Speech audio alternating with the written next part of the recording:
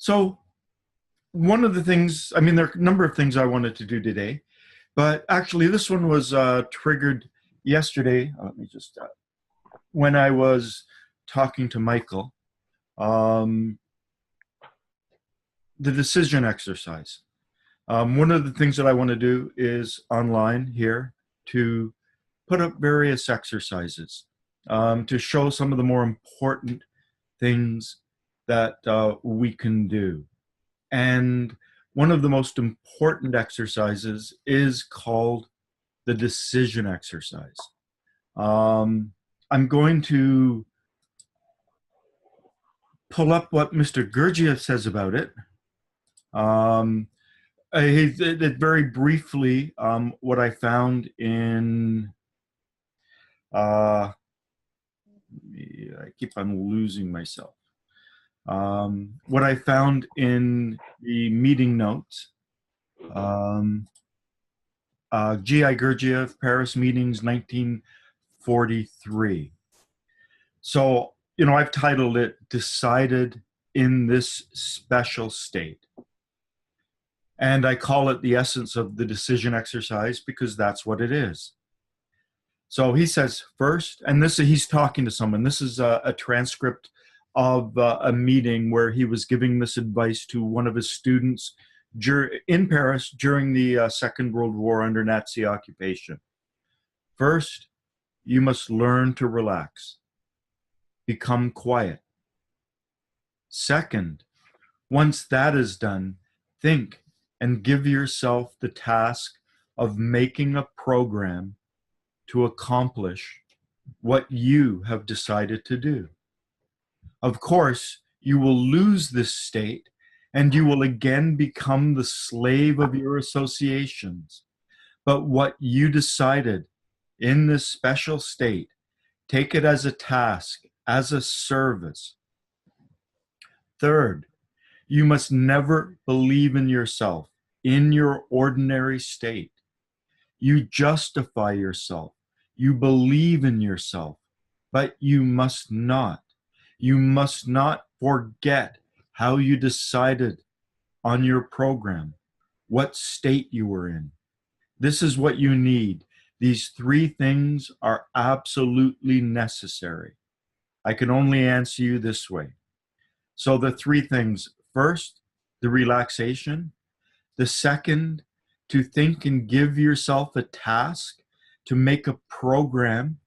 And third, to not believe yourself in your ordinary state and to not allow your ordinary state to justify why you can't do it or whatever. Whoops, I don't know how I jumped over here, but this is where I'm going next. Just give me 1 second. Okay. The essence of George Gurdjieff's decision exercise. Again, this is my title. This comes from Fritz Peters' book, Balanced Man. So it's one of the books that he wrote in the 70s where he reflected back on his experience with Mr. Gurdjieff. Now, Fritz Peters was the nephew of Margaret Anderson. And Margaret Anderson and her partner ran a magazine called The Little Review.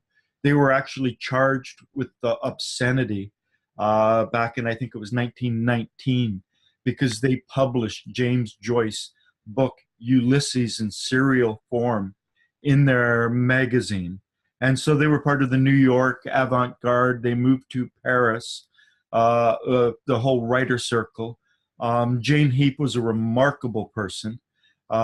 She tried to approach Uspensky and ask if she could join his group, and Uspensky's response was, "We don't take that kind of person," because Jane Heap was a lesbian.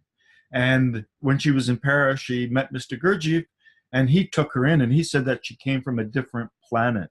There was something extraordinary about Jane Heap and her understanding.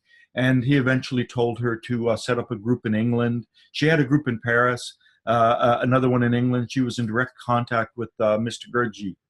But Fritz Peters' parents divorced, and Fritz Peters' mother was somewhat emotionally unstable, and she had to go to a sanatorium, so to speak, for her mental health. And so Margaret Anderson, her sister, adopted Fritz Peters. And so Margaret Anderson and Jane Heap, when Fritz Peters was 12, and his brother, it was a little, Tom Peters was a little older, they got dumped at Mr. Gurdjieff's Prieuré in Fontainebleau in Quebec, in Paris. And so he recounted his experiences as a boy, and he knew Mr. Gurdjieff right up until the end of the Second World War, so right up until adulthood. And his one of the most important books, as far as I'm concerned, one of the best books on the teachings, is Fritz Peters' Boyhood with Gurdjieff. And it's actually being combined with another book, and it's now called Fritz Peters' My Journey with a Mystic. And then he wrote a third book called, the one that I'm quoting from here, Balanced Man. And Mr. Gurdjieff at one point said to Fritz Peters, you know, the other people who came learned me through their head, but I am underneath your skin, because Fritz Peters lived at the Prieuré as a boy. So this is him reflecting, I don't know how many years later. How can we begin to destroy the habit patterns which have been acquired through our lifetime, and try to replace them with intentionally useful and harmonious habits? How do we become dead to what has become for you your ordinary life? It involves a kind of punishing effort that could almost be called brute force and mercilessness. The despair that some people experience in the emptiness of their lives can only be altered by a discipline that is, in the proper sense of that word, ruthless. One exercise that may sound simple will serve as a good demonstration of the way our weaknesses can and do prevent us from ever beginning work. So here's the exercise. Make a program for yourself every day. Make it thoroughly, trying not to be over ambitious, and also avoiding the trap of not giving yourself enough to do for that day. Write it down, hour by hour, trying to estimate thoughtfully exactly what you will be able to accomplish in a given period of time. Depending on one's outer life circumstances, it is important to allow for whatever interruptions your lifestyle or your profession may impose on you in any given period of time. A telephone call, for example, can disrupt an entire day unless you are determined to be in control of the call and the caller. It is a good idea to allow some free time to help with just such contingencies as the telephone, unexpected interruptions, and the like. At the end of the day, review in detail exactly what you did do as opposed to what you set out to do. And don't be depressed by results. Depression is just another form of letting one's emotions get the upper hand. But punish yourself for the things you did not accomplish and then forget it. How punish yourself? Make the punishment fit the crime. If you are a smoker, do not allow yourself that cigarette with your coffee after dinner. If you drink, skip the evening cocktail, but do these things consciously in the knowledge that you are giving up these small but necessary pleasures because you have failed in something you set out to do. Punishing yourself this way may sound childish and even idiotic, but remember that what you are dealing with, that mechanism that is you, is like a child who has acquired messy habits and who behaves in general completely unconsciously. Children are, or at least should be, punished for infractions of the general rules of life which make life bearable among other human beings. In this case, you are not the child. The exercise can be boring and seem useless, and it is important not to expect results. Expect what you get and learn how difficult it is to discipline the machine. It may not sound very esoteric or occult to perform this sort of seemingly mundane exercise, but it will do a great deal more for the eventual discipline of the body, not to mention the emotions and the mind, than any amount of prayer or meditation. Now, I'm just going to point out this is a very complex, so to speak, form of it. Because he says, hour by hour, list things that you should do throughout the day. Sometimes Mr. Gurdjieff gave his students the will task of, at 10 o'clock, remember yourself. At 11 o'clock, remember yourself. At 12 o'clock, remember yourself. He says anyone can remember themselves. Throughout the day, the state can come and it can go, but when you make a conscious decision to do things at a certain time, you add an element of much greater discipline to what you are doing. And then let me get the final one. And the other thing I should say is that according to J.G. Bennett, or according to the person who ran the group that I was in, J.G. Bennett said that Mr. Gurdjieff was actually taught this exercise by his father.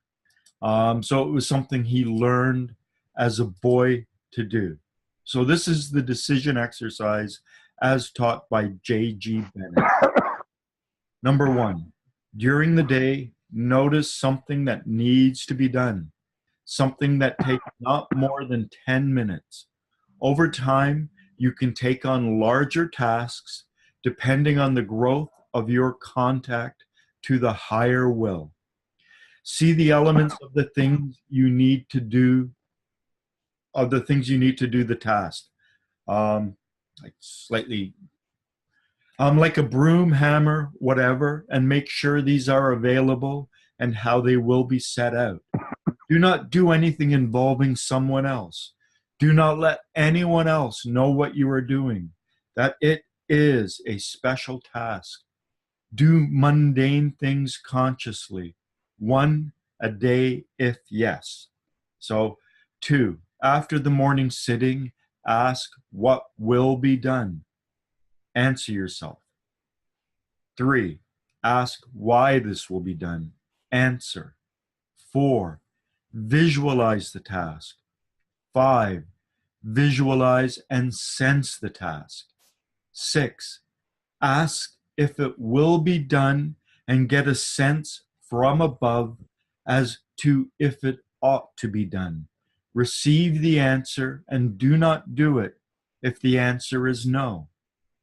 7, do it with self-remembering as soon as you can before midnight. And if you remember when in bed at night, get up and do it. Repeat the whole thing each day. Review how the exercise went before falling asleep. This exercise strengthens our ability, our relationship with the will. Do it again if not good enough. Building super effort and ability. So as you notice, there's a number of different elements. The Fritz Peters one is a little complex. The J.G. Bennett one is a little complex.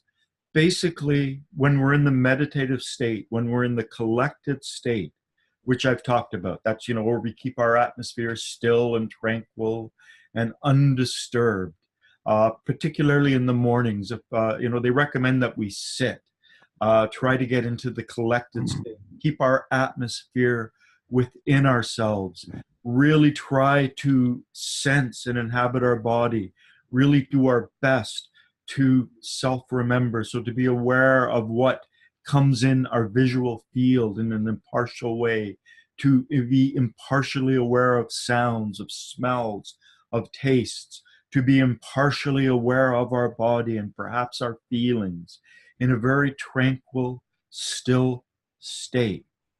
And then think about something that we want to do, to make a decision to do that.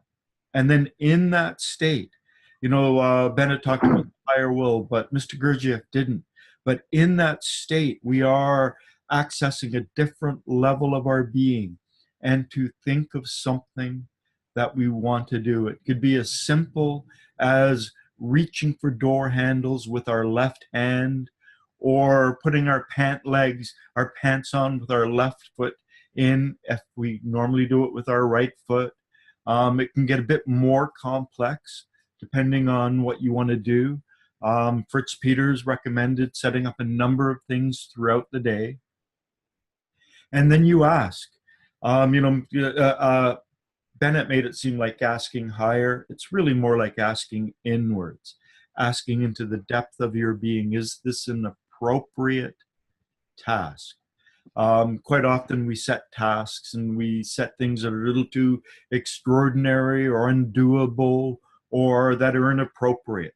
So to reflect at that deeper level, if this is an appropriate task, and then if we get a yes, to visualize ourselves performing the task. So let's say your task is, whenever you come home, you're going to open the door handle with your non-dominant hand. Let's say your left hand. So you first then visualize that, and then you visualize it and use your sensory memory. So to imagine reaching out with your arm, opening the door handle. In the Bennett one, they said at midnight or as you're going to bed, review it, and then get up. And if you haven't done it, go and do it. That might not be appropriate. Let's say that when you're at work and you're sitting in your chair, you want to do something specific at work. You can't get up and go do that. What I would recommend would be, if you at the end of the day realize that you didn't perform your task, in the collected state, think of something that you could do. I know that Mr. Gurdjieff quite often told his students when they failed to perform something to stand and hold your arms out wide for at least 7 minutes. You will find that the strain and the tension of holding them out at your arms, if you're not used to it, can be something that will take its toll on you. This is also an exercise that he gave his students. He mentioned once that one of his students could hold his arms out for 2 hours, but it didn't do anything for him because he didn't do it and understand it in the right way. But that's a form of punishment. Fritz Peters talked about denying yourself something that you liked. That cigarette if you're a smoker, that drink at the end of the day if you're a drinker. I'm not a smoker or a drinker. The one that I used to do regularly was the arms out if you forget to do it. Basically, we're conditioning our lower self. We're conditioning our mechanical self. So these are, the decision exercise is a way to become more conscious. I'll post all of those on the Facebook meeting group so that you can read them yourself. Any comments? Any questions? I have I guess a comment or maybe a question. I'm not quite sure. Okay. This matches up perfectly with what I've been doing this week. Is you had mentioned last week that the 60 bones. Do I have that number right? Yeah, 60 bone exercise. The 60 bone exercise is something that can be good to do in the morning. Yeah. And so I've been trying, I guess, to do that in the morning, first thing when I wake up. And I've found that it's actually really hard for me. I'll work through like a hand or even just 3 or 4 fingers. And then the next thing I know, I'm like, I catch myself in the middle of some story about my day, or maybe Yeah. I fell asleep, I'm having some dream. And so I start over, and maybe I finish a hand and a half, and it just continues on like that. And it continues on it happened that way Yeah. almost every time I did it in the morning. And I guess it's, now I didn't do it in a relaxed, I didn't come to that decision in a relaxed state. So that's a little different from what you're saying, Yeah. but that showed me how easily my mind, drifts around, and that my decision to do this in the morning didn't really carry any weight with what actually happened. Yeah. And when I've read the Peters book, and I've heard some things of the decision exercise, and I always wondered if it was something that was more meant to show our inability to do, our mechanicality, than it is something that we should push ourselves to achieve at. It's Maybe. it's Go both. ahead. Yeah. Okay. I mean, the more we practice it, the more we develop will. And I know what you mean about the bones exercise, because I do that, and mostly I do it. But every now and again, it's like there I have, and something has come in my mind and taken me away from it.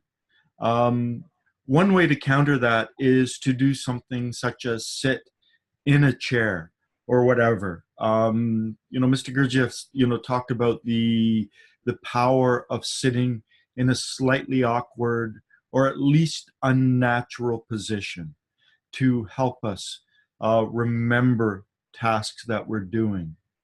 So, perhaps just to get up and sit sort of on the edge of a chair with your hands on your knees, and then do it in that state, maybe leaning slightly forward or something. Whatever you need to do in order to make sure that you do it. I mean, Well, for and that, myself, what I've started to the tasks that I've been doing in the last week are I've noticed that I get into repetitive thoughts, and I've done this all my whole life. I rehearse conversations, and I rehearse the conversation, and I rehearse the conversation, and then when I'm actually having the conversation, it never goes like I rehearse it. This is just in a way in my head brain that I waste energy, and now when I catch myself rehearsing a conversation, I do this, the 12 joint exercise. And I make sure I do that 3 times. So sources of divine rejoicings, revolts, and sufferings, direct your actions upon us. And I go through it 3 times. And I do it in the moment as a form of punishment. So I don't continually have, I've got to meet someone. So I've got to make sure I say these things. And I never follow my internal script.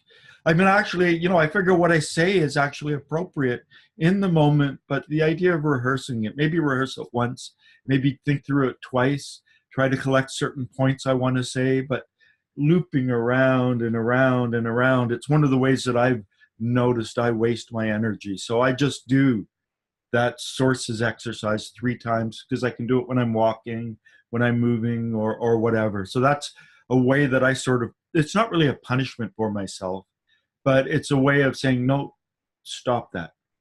yeah. Yeah. Okay. But the bone exercise, if you have difficulty, sit, I don't know if I would have difficulty if I was sitting. That sounds, once I get out of bed, then I'm, yeah, the mind state shifts, and it's, well, I'll have to try it, but the guess is it would be much less of a challenge. yeah, I can come up with something else. yeah. Or, maybe, cross your legs in an awkward fashion in bed, something that brings a little bit of tension into your body that reminds you, or I don't know, or just keep at it. Just keep at it until you can do it. And, to bring that, maybe wait an hour before you have your first coffee or something if you don't do it properly. The physical body, and not just the physical body, but the mechanical self. the self in world 48 needs to be disciplined. It needs to be trained. Um, Guido, any comments yourself? uh, this kinds of tries, like the Simon James Simon says, learn how to try, or at least try, because it's seconds Yeah. that you can get out of the taste, out of the flavor of the work. Yeah. And you can do it all the time. It's impossible. Yeah. It's impossible to do it all the time. Yeah. You have to try all the time, harder and harder and harder. Not to forget yourself. Yeah. Just try to remember yourself. Yeah. Well, As, as, Mr. Gurdjieff did say you should only spend a third of your time, and this is not for new students, not even this, but you should only spend a third of your time doing this kind of inner work, and then the rest of the time, he said, you just send it to the devil. And and he said that even I mean, when people say, they talk about, I'm a conscious man, I'm awake, and they claim to be awake, 100% of the time. I've got a BS meter that goes off because of what Mr. Gurdjieff said. He said that, when he did work, like, with antiques and appraisal and stuff like that, he would be half asleep. And when he wanted to go to sleep, and he's talking about waking sleep, he would go to the movie theater. Apparently, when he was in Taliesin, Frank Lloyd Wright's retreat, the famous architect, because Frank Lloyd Wright's wife was Oliviana Lloyd Wright, who was a student of Mr. Gurdjieff, followed him out of Tbilisi into Paris and everything, and then ultimately somewhere along the way she met and married Frank Lloyd Wright.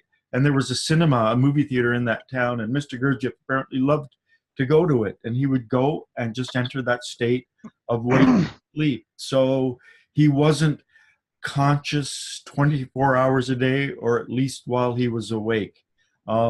He said that most people just spend their lives in the lower two states of consciousness, but even someone who is capable of being fully conscious will experience all four states throughout their day. They will go up through them and come down through them. And so even the most awake person isn't awake for their entire day when they are awake. They have their moments where the thoughts come and different things come, but they have the will and they've got the strength of being that when they need to be, they are. So, and it's something that we work on. It's something that we strive towards. So you can't be conscious all the time. You can't be doing inner work all the time. But perhaps you can be conscious. Perhaps you can remember yourself at 10 a.m., at 11 a.m., and at noon. And you could set yourself that will task to become aware those 3 times. And if you start to set tasks like that, you begin to do them. You're looking at your watch or whatever, and you go, oh, it's 9:45, and there's a part of you that's priming, and then suddenly you start to develop that sense and that awareness of time, and you find yourself, looking at your watch, and it's like 2 minutes to 10, and you start so that you're doing it at 10, and then it's after 10, and you let it go, and then you do it at 11, and you do it at 12, and if you don't do it, you set yourself some kind of punishment.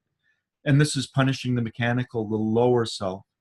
So just the punishment is important. Setting the state in, let me get back to Mr. Gurdjieff's rendition.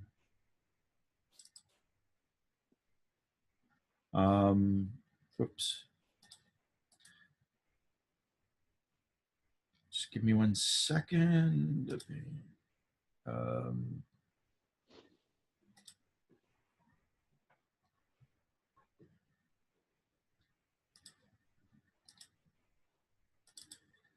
So, first you must learn to relax, to become quiet. This is the collected state exercise, keeping your atmosphere tranquil, keeping your atmosphere still.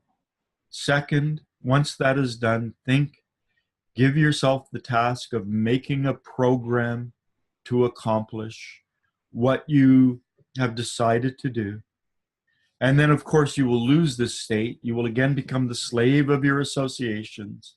But what you decided in this special state, take as a task, as a service. And then third, you must never believe yourself in your ordinary state. So you must not forget, the state that you are in. And he doesn't really include the punishment here, but from what I understand and from what I've experienced, the punishment, something simple, something just like a slap on your wrist or whatever, is a very good thing. At any rate, let's just bring our awareness back to our body. Bring your awareness back to your breath, back to your breathing, and become aware of the air as it flows in through your nose, the bridge of your nose, your nasal cavity, back of mouth, throat, vocal cords, right down into your lungs, and then back out again. Consciously breathing in and breathing out at your own natural pace, your own natural rhythm. And let's quickly just try to do your best to relax your body. So starting with your head, just relax your forehead, your eyebrows. Just bring a degree of relaxation into your eyes, your nose, the muscles in your face and cheeks, relaxing your lips, the inside of your mouth, your tongue, the muscles in your chin, your jaw, the muscles connected to your jaw, relaxing your throat, your neck, your shoulders, and then relaxing your chest. So your pectoral major and minor muscles, the intercostal muscles between your lungs, between your ribs and your lungs, moving down, relaxing your abdominal muscles, your abdomen down into your lower pelvis. And then go to your upper back and shoulder blades and relax your upper back, your middle back, your lower back. Bring it down into your buttocks and hips. And then return your attention to your right arm, your right upper arm, and relax that, your right lower arm. And then relax your right hand and fingers. Then your left upper arm, and then relax your left lower arm, your left hand and fingers.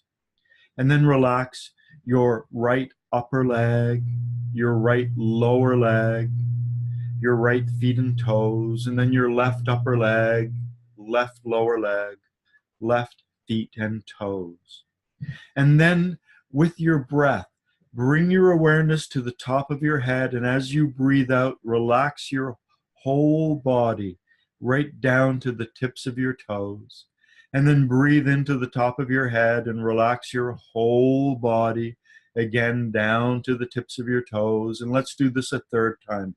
Breathing into the top of your head and then just relaxing your whole body down to the tips of your toes. And then let's move through the 60-point J.G. Bennett exercise.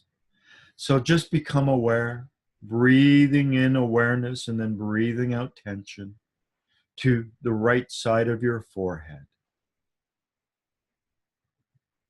your right eye, the right side of your nose and face, your right ear and the muscles in the right side of your head, the right side of your mouth and jaw, the right side of your throat and neck, your right shoulder, your right upper arm,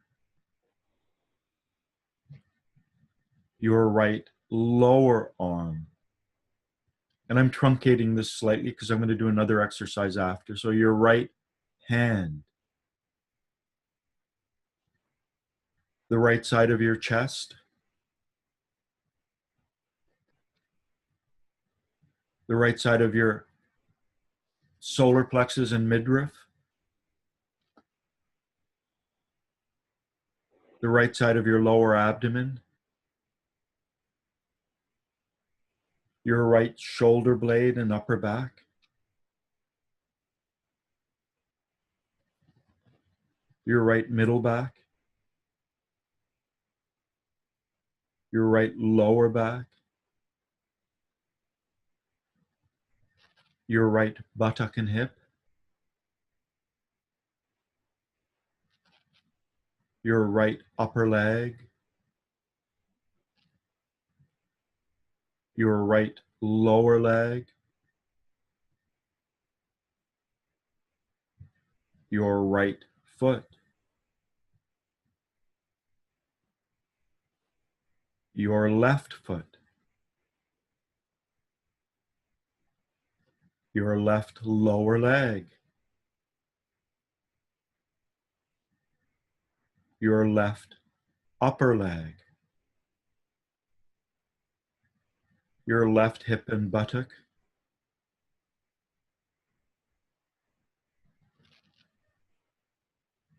the left side of your lower back,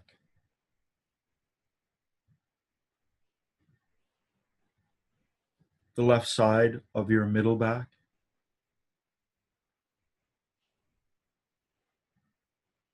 the left side of your upper back and left shoulder blade, your left hand,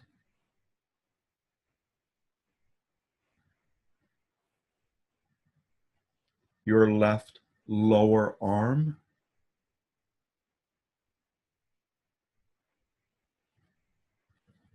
your left upper arm,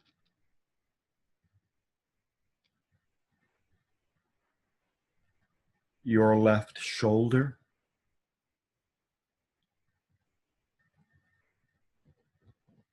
the left side of your throat and neck,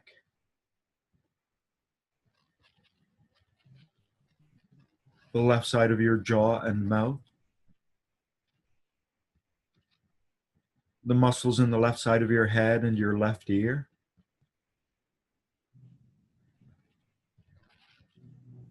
the left side of your face and nose, the left side of your forehead. And then I'm adapting this slightly. I want you to just breathe naturally. And in a moment, when I tell you to, as you breathe in, I want you to pull your awareness up the left side of your body. And as you breathe out, send it down the right side of your body. Breathing in up the left from your left foot up to the top side of your left head, and then breathing out down the right side. Just do this for a couple of breaths so that you loop up and then back down, and then looping up and back down, and looping up and back down with your in-breath and out-breath. Now, the next part, there are prayers that can go along with this. I'm not going to say the prayers. I'm going to actually put the compilation exercise. I will put it when I post this video. For people who watch this video later, there will be a 30-minute exercise that will go through the various prayers of what I'm going to do next.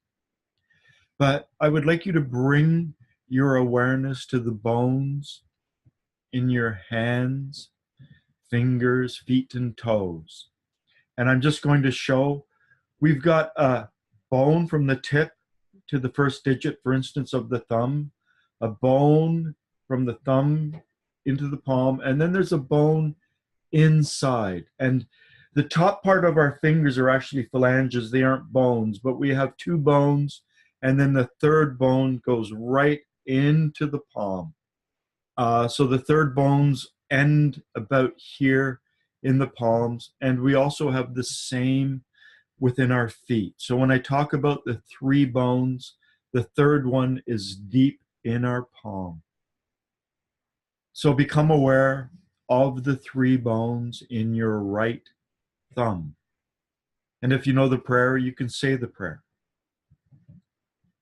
The 3 bones in your right index finger. The 3 bones in your right middle finger. The 3 bones in your right fourth finger. The 3 bones in your right baby finger. And then moving down to your left foot, the 3 bones in your left baby toe. The 3 bones in your left fourth toe. The 3 bones in your left middle toe. The 3 bones in your left second toe. The 3 bones in your left big toe. And then moving to your right foot, the 3 bones in your right big toe. The 3 bones in your right second toe. The 3 bones in your right middle toe. The 3 bones in your right fourth toe. The 3 bones in your right baby toe. And then moving up to your left hand, become aware of the 3 bones in your left baby finger. The 3 bones in your left fourth finger. The 3 bones in your left middle finger. The 3 bones in your left index finger. And the 3 bones in your left thumb. Now the 3 bones, 5 digits, that's 15 bones per hand or foot, 60 bone exercise. So for those who are watching later on YouTube, when Ian was talking about the 60 bone exercise, this is the 60 bone exercise. I'm going to now go through the 12 joint exercise. This was the one that I was talking about, that when I caught myself rehearsing a conversation, I would stop and I would go through this one 3 times. I'm only going to do it once. There are 2 prayers that can be associated with this. I will post a link to an MP3 recording that I made last week that will go through this with one of the prayers. So just bring your awareness to the joint of your right wrist, your right elbow,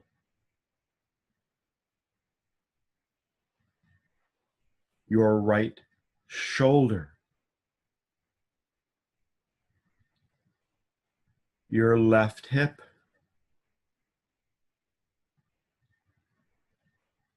your left knee, your left lower leg, or your left ankle, your right ankle, your right knee,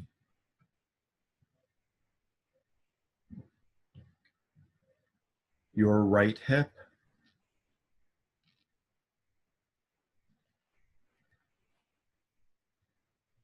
your left shoulder,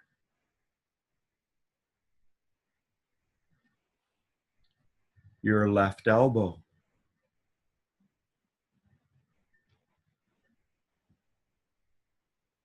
your left wrist.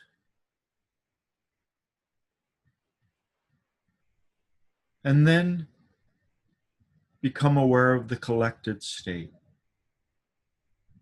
Represent to yourself that you are surrounded by an atmosphere that's perhaps a meter, meter and a half, 4, 5.5 feet. Just as the earth has an atmosphere, we also have an atmosphere. And our atmosphere gets dispersed through our thoughts. If we think of our mother and she's far away, our atmosphere will go towards her. If we get really upset emotionally, our atmosphere can be dispersed.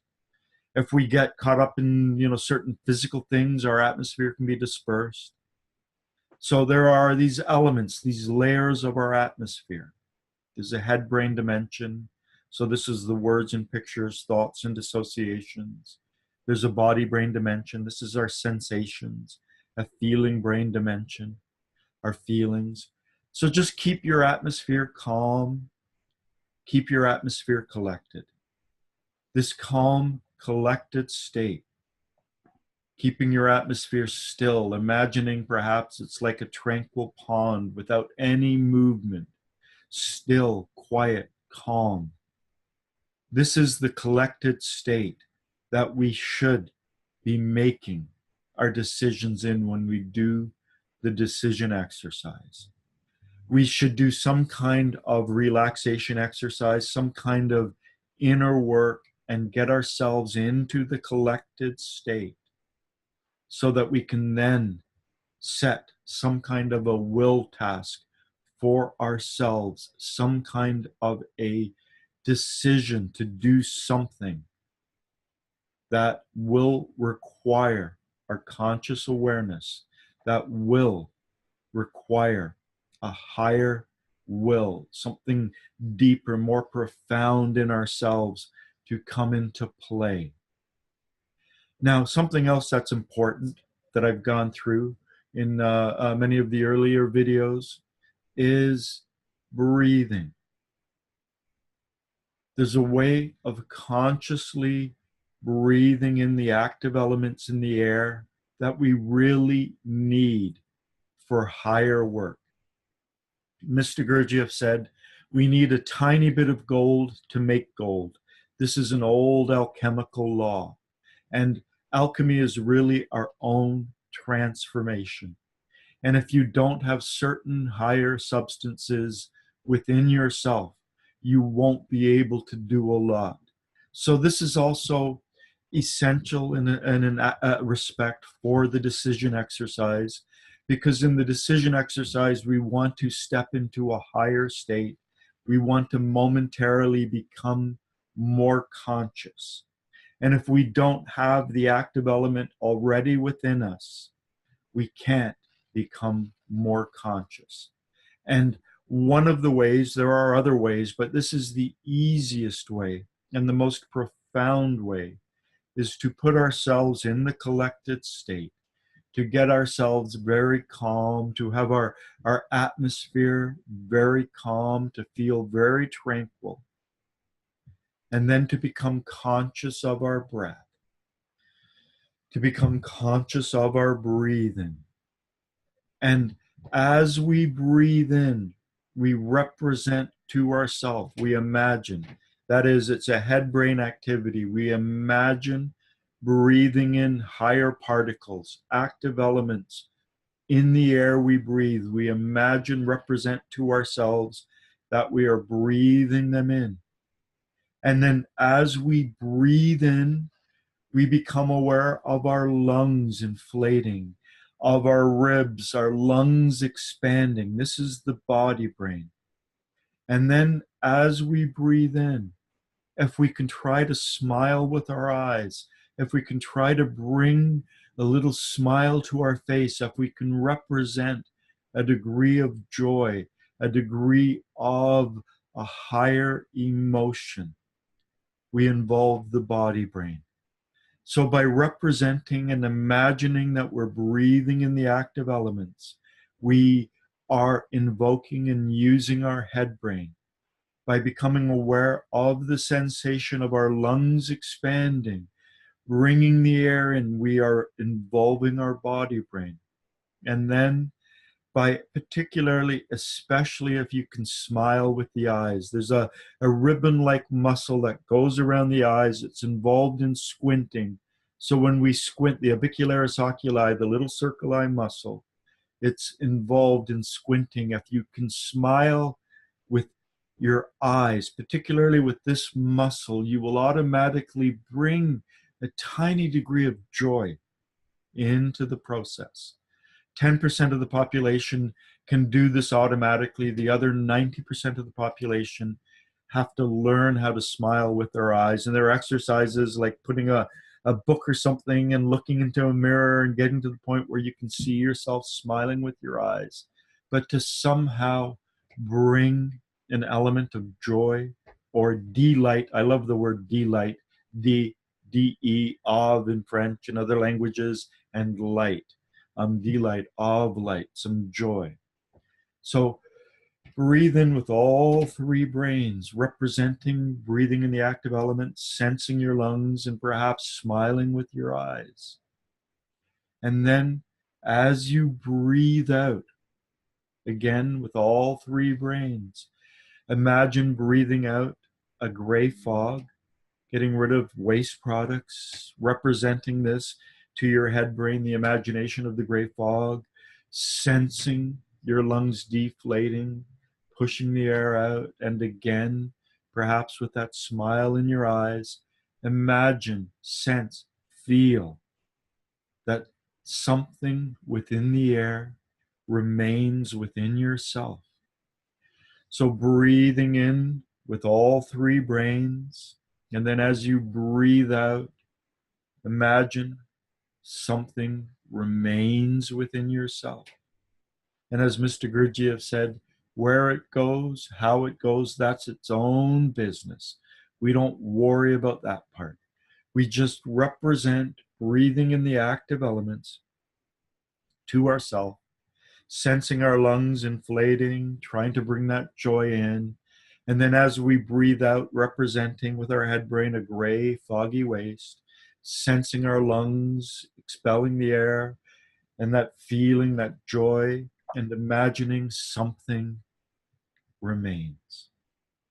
Consciously breathing in, and then as we breathe out, imagine something remains. And the something that remains are these active elements.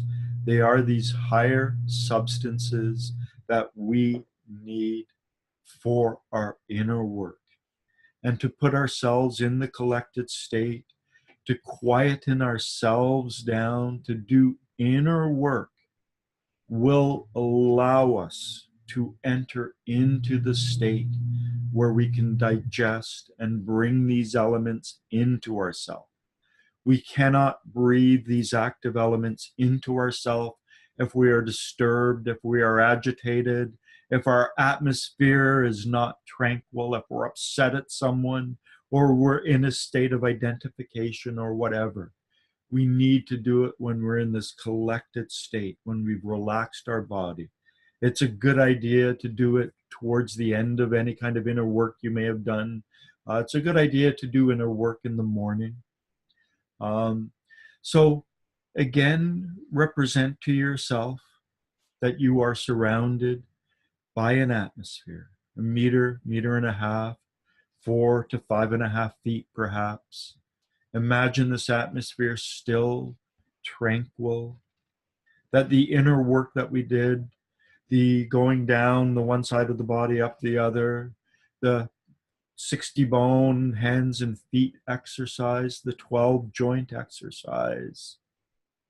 Imagine that's part of our atmosphere. Our atmosphere is still and calm. And the way we finish the collected state atmosphere is we breathe the atmosphere in, we suck it in. So I'm going to count from 1 to 3, and when I get to 3, just suck it in. And as you suck it in, imagine that you are breathing the active elements you created through this inner work. And then as you breathe out, represent and imagine that these higher active elements stay within yourself.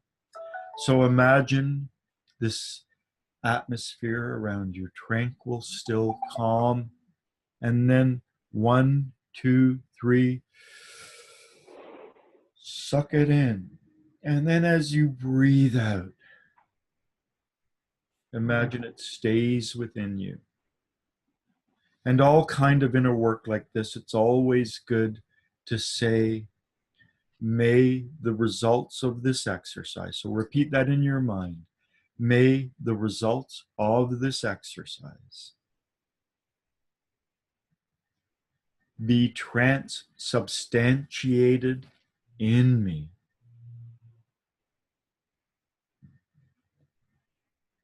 For my being. And then, Mr. Gurdjieff said, whenever we do work like this, it's always good to just try to remain in a tranquil, collected state for at least 10 to 15 minutes and not just rush out. So, for instance, if you do some kind of inner work in the morning, as soon as you finish, you don't just rush out and catch the bus or jump in your car or whatever. He says that what we want are these emanations that we created during this inner work to settle within us and to grow our inner being. This is all about growing our being. It's about developing our higher bodies. So last week, I mentioned that I wanted to talk about personality and essence. There are aspects of the teachings.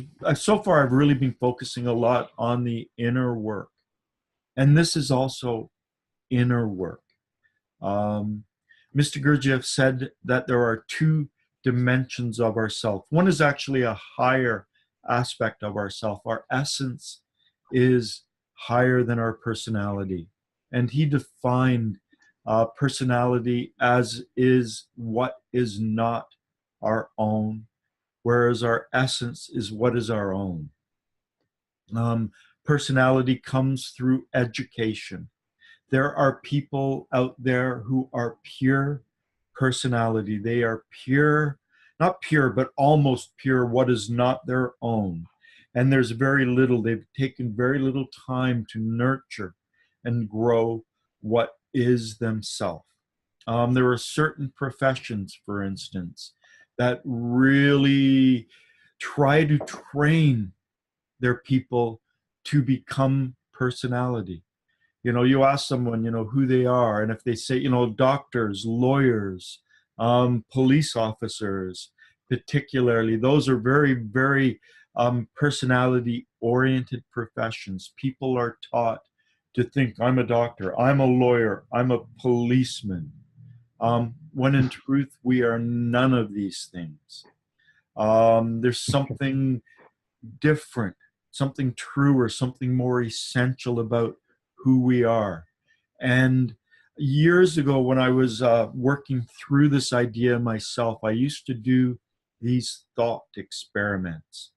Rather than, a twin, I would imagine that at birth, I was cloned. And one of my clones lived the life I had lived up until that point. And the other clone had lived a different life. Now, for me, this was a little bit easier in one respect because my parents were South African. All my grandparents are buried in South Africa. 3 of them were born there. I was born in Africa. When I was 2.5, my dad moved to England, and when I was 5, we moved to Canada. So I could imagine myself having gone back to where my parents were born, Cape Town, where my cousins, my uncles, I could imagine a life that I would have had there as opposed to the life that I did have. And then I could imagine, Alan, African Alan and Canadian Alan. And in essence, the part that's who I am would have been the same. But the other things, perhaps my political views, perhaps my education, my connection to people, various things would have been completely different. So the difference is my personality. It's what I absorbed through my education, what I absorbed through the world that's not my own. I could even take it one step further and imagine that my clone was raised in a different culture with a different language halfway around the world. And so what would be the same within me would be my essence. What would be different would be my personality. So our language is not our own. We learned our language. Now, language is interesting because there is an actual structure, some kind of tree within us, some kind of synaptic or syntactic structure in us that language sort of clusters on and develops. So there's actually a part of my language that is more essential, but the words, the phrases, the phonemes, the sounds are not my own. There's a certain element of my language that is my own. The language is subject, verb, object. It's got sort of the law of three. There's a grammatical structure, a way of absorbing language that falls in a certain way on certain internal structures within ourselves, which are natural and native.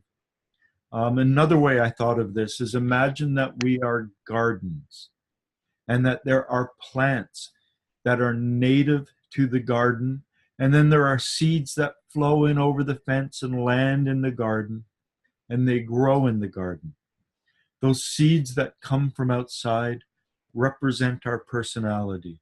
The seeds that are naturally a part of the garden represent our essence.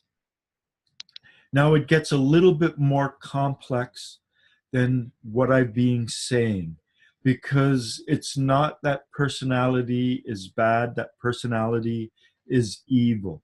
Mr. Gurdjieff said we need the parallel development of our personality and our essence. That, for instance, people who live in the country, their essence is more fully developed. But he said, if the essence outgrows the personality, that leads to an imbalance. And if the personality, which most often happens in our world, we're taught not to be who we really are at the essential level. When our personality grows beyond and outpaces our essence, it also leads to an imbalance. We want to grow them both. The only way you can understand me is you've learned English. You've learned these words.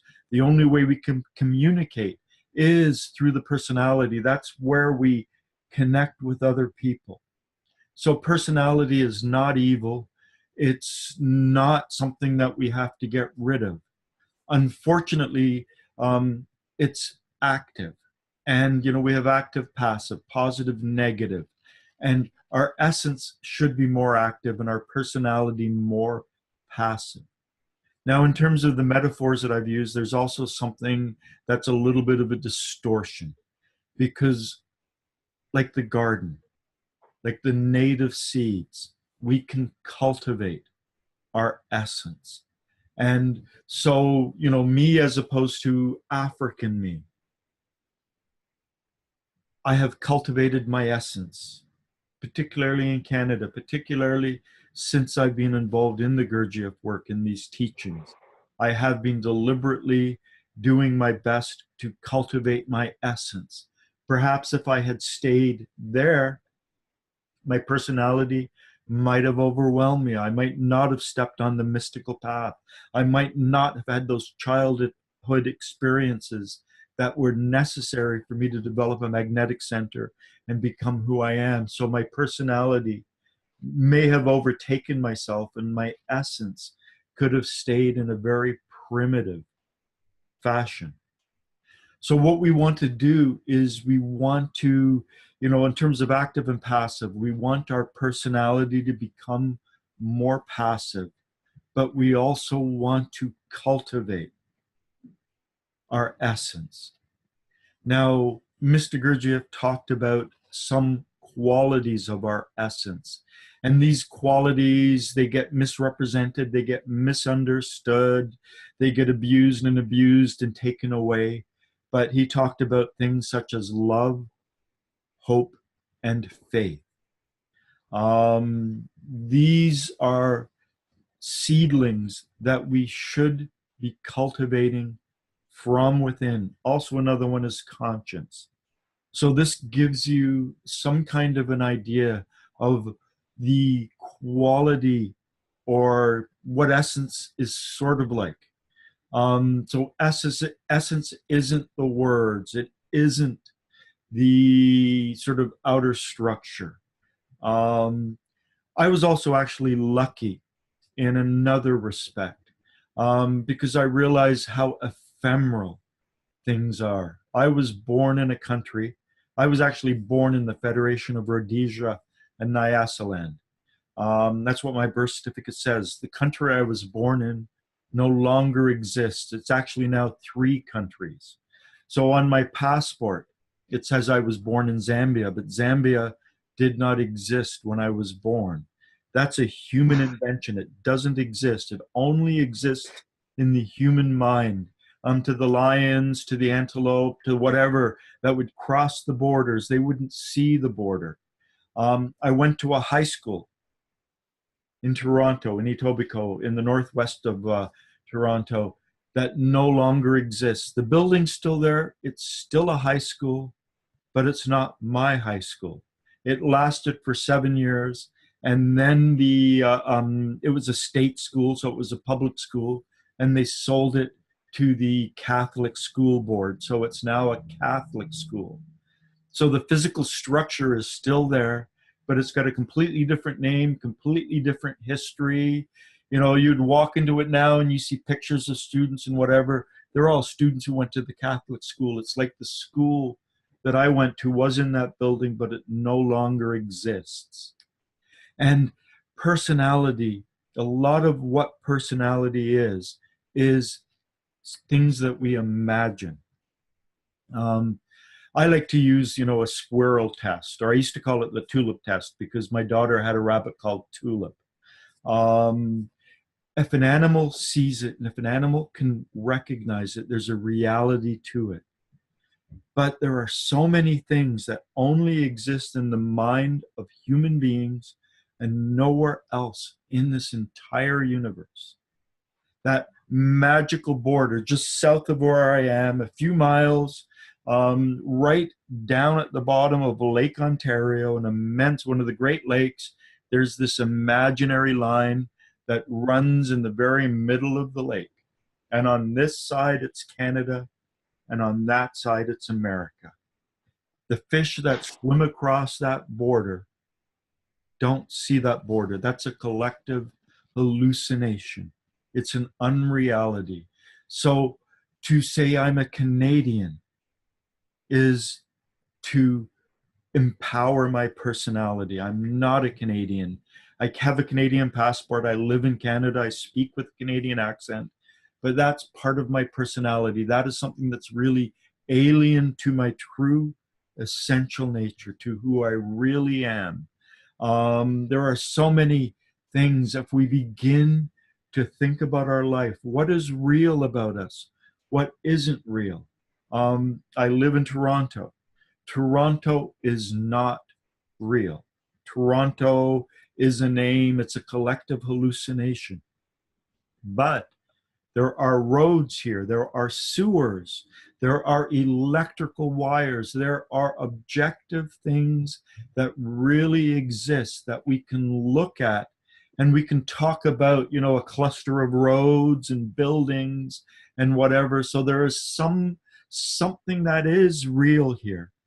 But a lot of what we project onto it, a lot of what we think is not real. It's alien, it's false. So these things are all wrapped up in personality. Personality is what is not us, what is not real in terms of ourself. It's like this imposed reality. And personality is very much something that exists in our head brain. It exists in our imagination. So these people, you know, who think that they're doctors or think that they're lawyers, they've got the pieces of paper, everyone tells them that, think they're police officers. It's up here. Something within those professions grows within them as they practice those professions.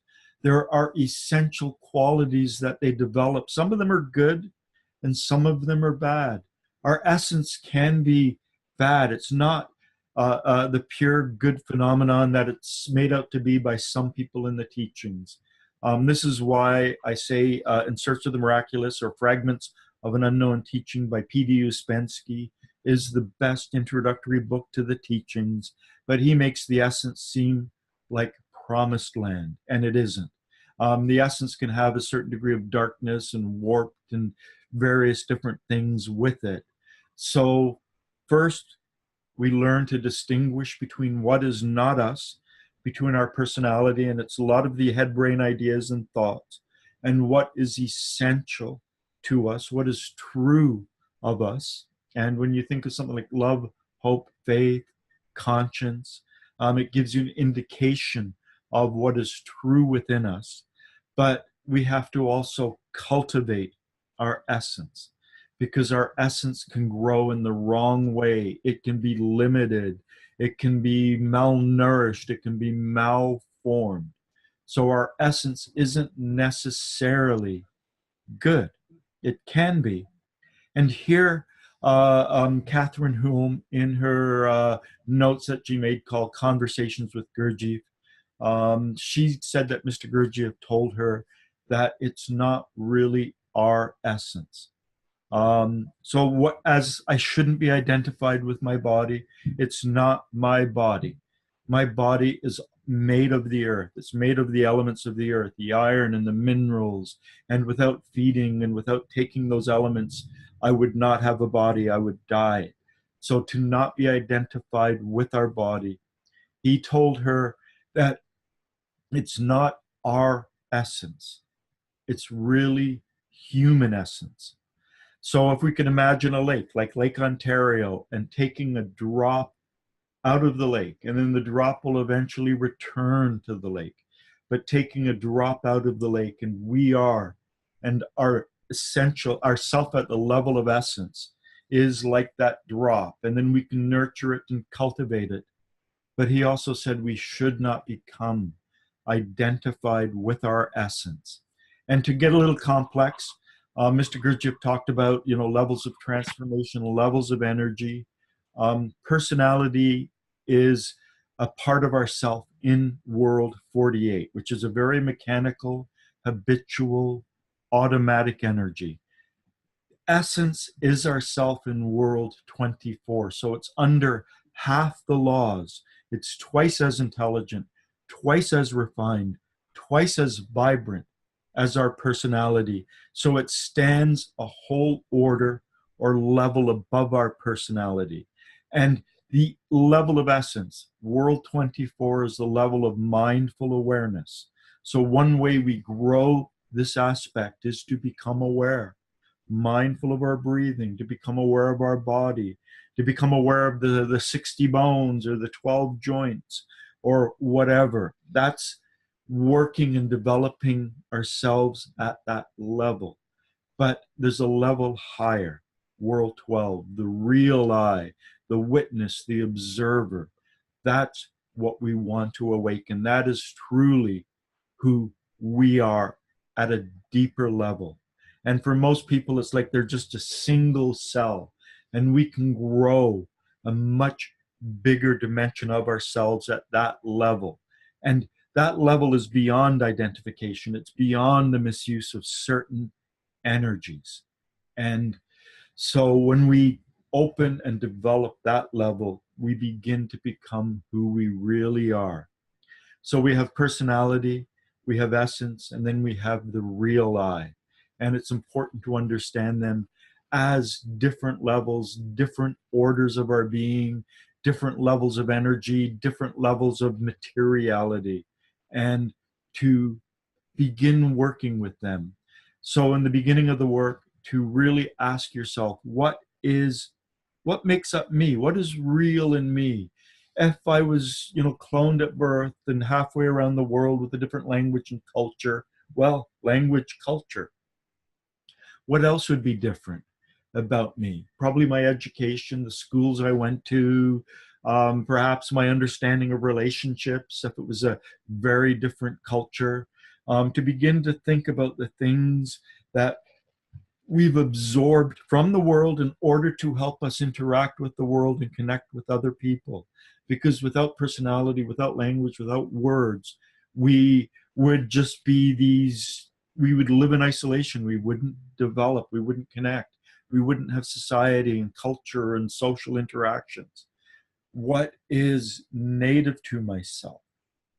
And then to learn how to make the personality passive, and to realize a lot of what we think of ourselves are really illusions. They're the illusions and delusions of our personality. To make that passive, to make it like a character that we can play with, and to begin to become aware of what is native to ourselves, and to try to figure out how to grow our essence without being identified by our essence. Any questions? As I said right at the beginning, I've kind of not overbooked, but things are a little too fine time-wise today. So I have to end 5 minutes early, which is going to be in another 4 minutes. So not a lot of time to ask questions, but any questions? Comments? That was a lot of information. Yeah. I've been thinking about this for 37 years. So. Yeah.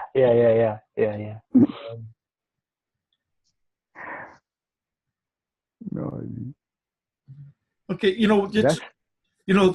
for personality and essence, it's like we've got to tease, we've got to separate the fine from the coarse. So the personality is the coarse. It has a different weight. It's made up of World 48. It's made up of the heavier molecules. Metaphorically, we can talk about we have an Earth self, a planetary self, and we have the ability to develop a solar self. The Earth self is personality. The planetary self is essence. And then the solar self we can develop is the real I. So there's actually a heavier quality. There are differences that we can, tease out, that we can smell, that we can taste between our personality and essence. And to look and to ask yourself, to do these thought experiments, to, if I grew up differently, or if different things had happened, if I had different parents even, if I had a different family, what would be the same? I mean, there are some tremendous twin studies. Some of them are very unethical. There was a group of studies that was done with twins, and there's a documentary that was just recently made and released where these triplets, as late teenagers, early 20s, discovered they were triplets, and they were all separated as birth, adopted to different families, not told they were triplets. And this was something that was unethically done with twins. And then they were told they were part of some kind of project, and researchers would look at them to try and see what they had that was the same and what they had that was different. And that's a way of nurturing or understanding, teasing out essential features and non-essential features. So, they would have certain inclinations, certain tastes, certain foods, certain music that was the same, and then other things that would be different. And they share the same gene, so they're genetically the same. Something to think about. At any rate, thank you guys for being here today, and next week, and take care. Okay. Bye. Bye. Bye.